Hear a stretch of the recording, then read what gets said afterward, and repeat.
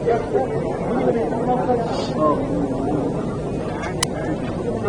विरोधी पक्षनेत्यावरनं वेगवेगळे आरोप प्रत्यारोप आता होऊ लागलेले आहेत आणि सरकार सातत्यानं असं म्हटलं जातं विरोधकांना संख्याबळाचं गणित कळत नाही. एक मिनिट, तुमचे कॅमेरे रेडी आहेत का?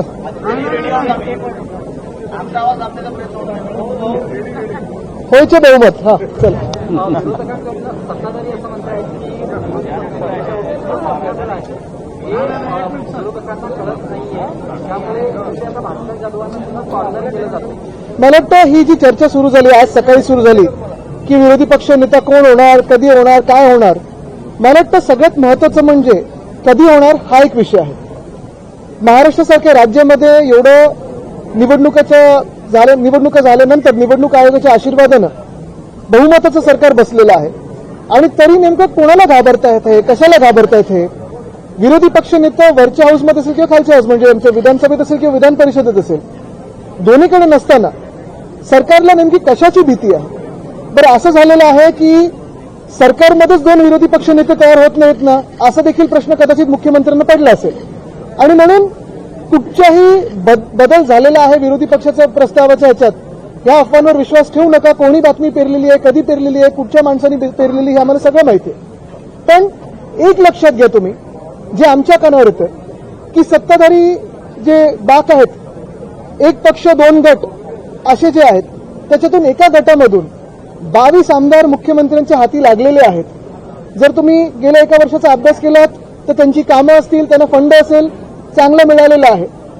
आणि उठ सांगितलं उठ, बस सांगितलं बस, उडी मार सांगितलं तर उडी मार, असं ते आता मुख्यमंत्र्यांच्या इशाऱ्यात नाचायला लागलेलं आहे. नेमकं कोणी याच्यातून धसका घ्यायचा हे ज्यांनी बातमी पेरली आहे हे त्यांना कळेल.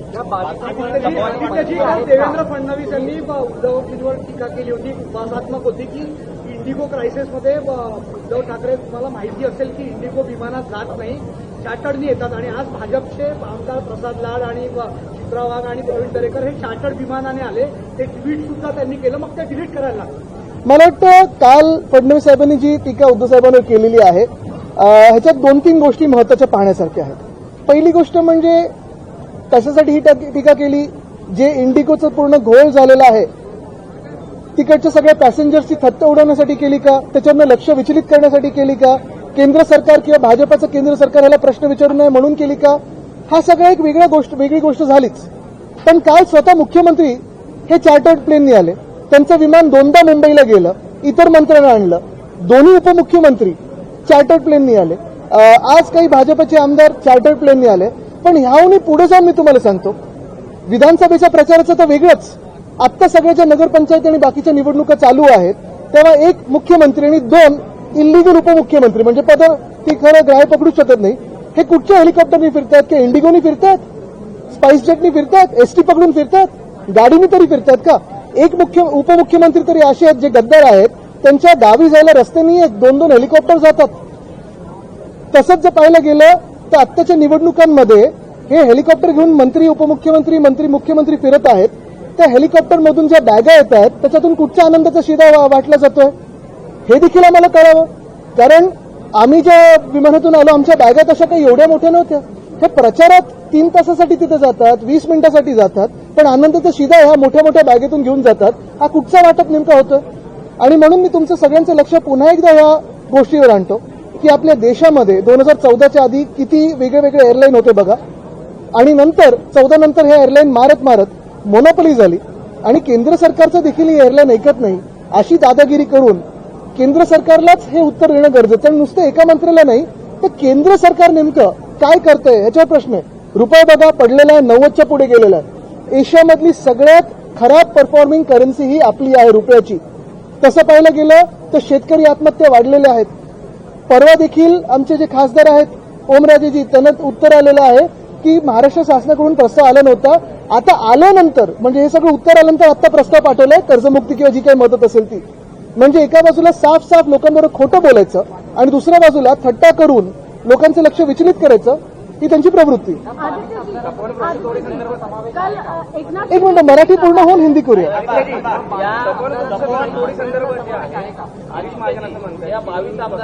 एक मिनिट हे करून देतो.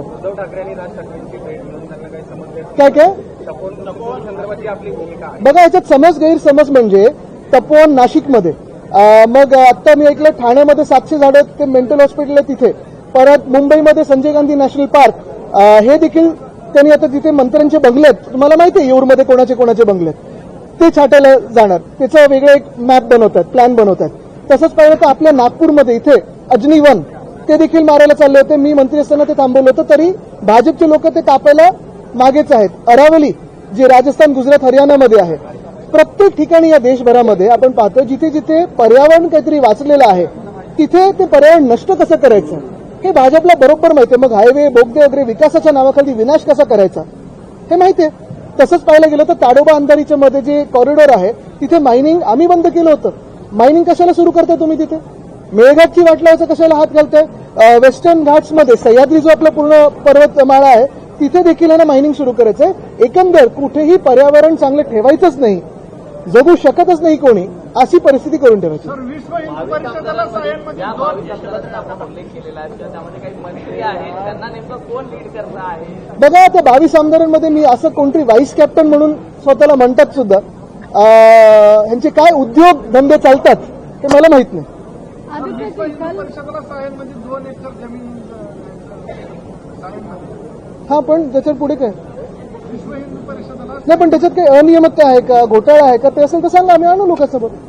सर, कल एकनाथ शिंदे जी का कहना है कि विरोधी पक्ष स्पीड ब्रेकर का काम कर रहा है, हमारा पैर एक्सीलरेटर पे रहता है, उसके बाद भी प्रोजेक्ट की धीमी गति क्यों है? बिल्कुल, क्योंकि इनका पैर एक्सीलरेटर पे रहता है लेकिन आंखें पैसों पे रहती है, रास्ते पे नहीं रहती है, इसलिए तो हमें स्पीड ब्रेकर गतिरोधक बनना जरूरी होता है. आदित्यजी, विरोधी पक्ष नेते पदावरून टोलवाटोली का होत आहे?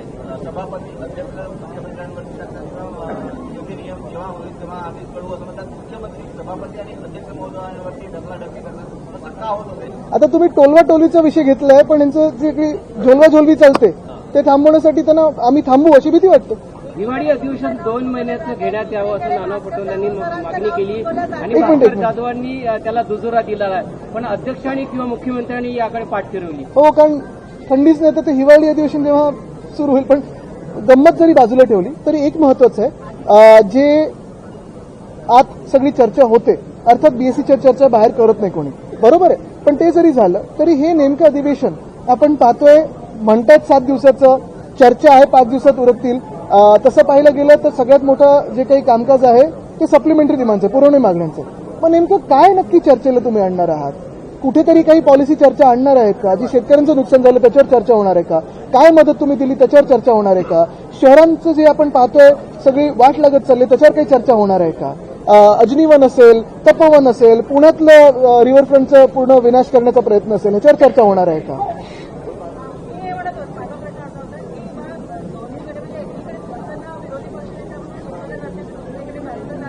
बिलकुल नाही, कुठेही दुमत नाहीये. आम्ही जे नाव पहिलं सुचवलेलं आहे तेच आहे.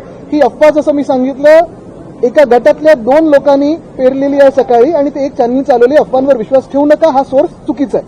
आदित्यजी, तळ कोकणामध्ये पण ह्याच्यावर विश्वास ठेवा की त्या गटातले 22 लोक उडी मारायच्या तयारीत आहेत. आदित्यजी, तळ कोकणामध्ये स्थानिक स्वराज्य संस्थांच्या निवडणुकामध्ये शिवसेनेचे आमदार निलेश राणे यांनी भाजपवरती पैसे वाटप करत असल्याचा आरोप केला होता. मात्र आज विधानभवनाच्या आवारामध्ये आमदार निलेश राणे आणि भाजप प्रदेशाध्यक्ष रवींद्र चव्हाण यांची मन की बात होताना पाहायला मिळाली. बघा, मी त्यांच्या अंतर्गत विषयावर बोलणार नाही, पण शिवसेना ही एकच आहे आणि शिवसेना उद्धव बाळासाहेब ठाकरे पक्ष हा एकच आहे.